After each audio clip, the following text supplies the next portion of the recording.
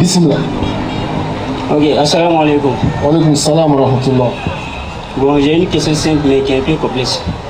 D'accord, qu'Allah facilite. Amen. Parmi les 6 piliers de la foi, nous avons le destin.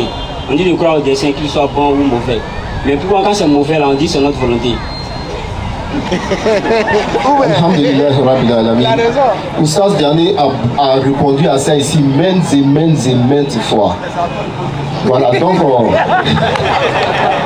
je vais répondre pour dire quoi? Pour dire quoi? Par exemple, Allah nous a créés. Lorsqu'Allah nous a créés, il nous a donné un manuel de fonctionnement, oui ou non? Oui. Allah nous a donné un manuel de fonctionnement, n'est-ce pas? Comment on doit se comporter dans la vie pour éviter quoi? Comment on doit se comporter dans la vie pour éviter, n'est-ce pas, un destin malheureux, par exemple.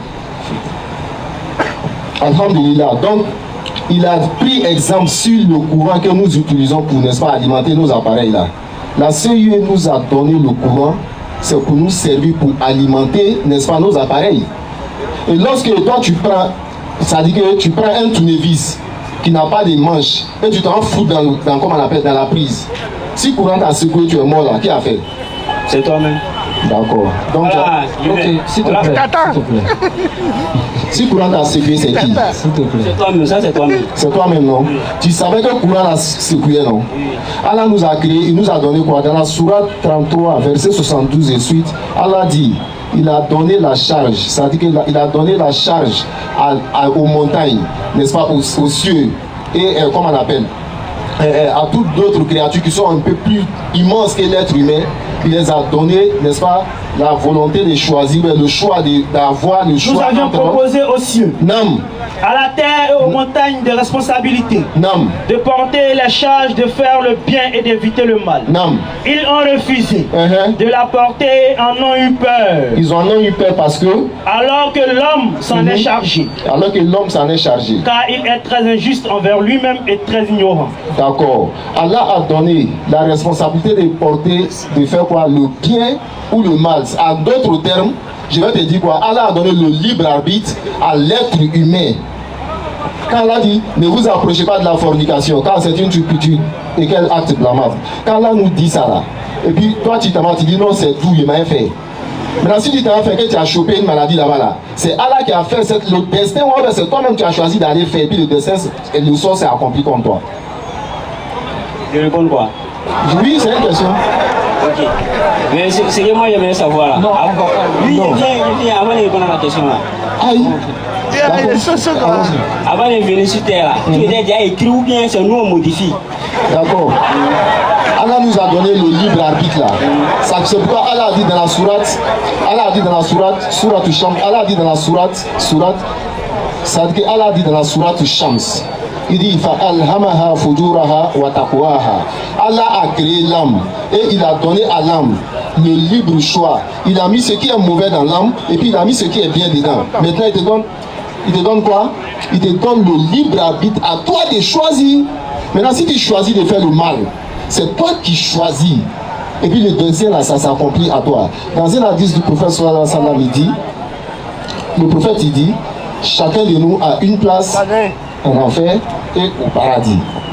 Maintenant quand Allah t'envoie dans le monde, il te dit, il faut faire le bien, il ne faut pas faire le mal. Si tu fais le mal, voici ton sort. Si tu fais le bien, voici ton sort. Toi tu viens dans ce monde et tu choisis de faire le mal. Et tu dis non, comme Allah avait déjà écrit. Allah a écrit là, quand Allah a écrit, il a écrit deux. Il t'a montré ce qui est bien et ce qui est mal. Il a réservé ta place dans l'enfer et dans le paradis. C'est pourquoi les gens du paradis là, ils auront des places immenses parce que la majorité des personnes qui avaient leur nom qui étaient déjà prescrits dans le paradis vont choisir de faire le mal. Et lorsque les gens du paradis vont entrer, on va prendre leur place pour les donner comme bonus. Ah, ils ont choisi d'aller de l'autre côté là-bas, donc là, prenez leur place.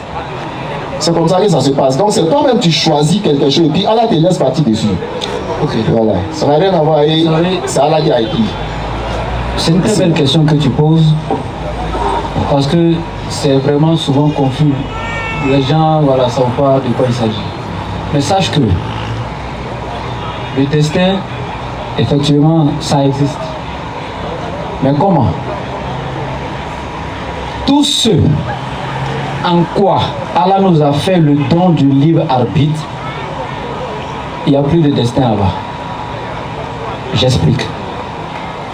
Par exemple, naître pour venir sur la terre en tant que garçon ou femme, est-ce que ça dépendait de ta volonté? Tout ce qui est indépendant de ta volonté, c'est là que s'applique le destin. Tu comprends?